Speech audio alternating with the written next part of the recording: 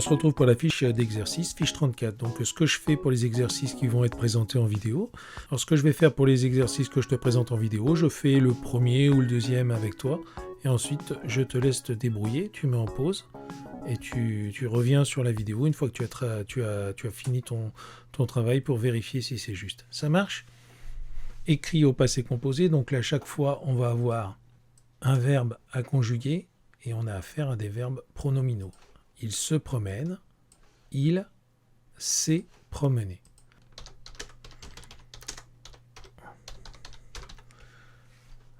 Alors attention, parce qu'avec ces verbes réfléchis se conjuguent uniquement avec l'auxiliaire être.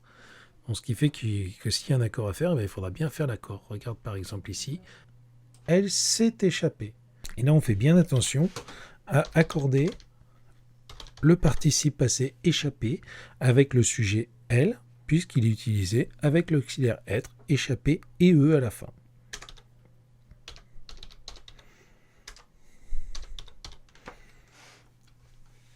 Voilà, si tu as compris, tu peux mettre en pause et faire ton exercice. Si tu as peur de ne pas reconnaître les verbes et les sujets, ce que je fais tout de suite là, c'est que je passe les sujets en jaune et les verbes en rouge.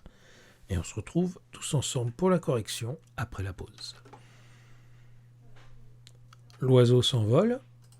Sujet, l'oiseau. Verbe, s'envole. Il se perche sur une branche. Sujet, il. Verbe, se perche. Ulysse s'arrête. Sujet, Ulysse. Verbe, s'arrête. Le roi s'approche. Sujet, le roi. Verbe, s'approche.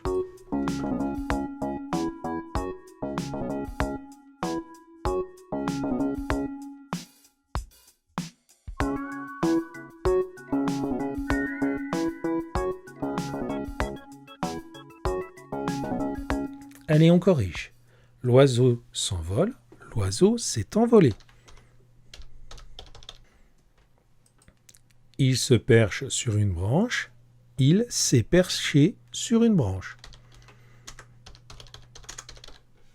Donc chaque fois, ce S ici, du pronom au présent, on le retrouve dans le passé composé sous forme de S apostrophe. Ulysse s'arrête, Ulysse s'est arrêté.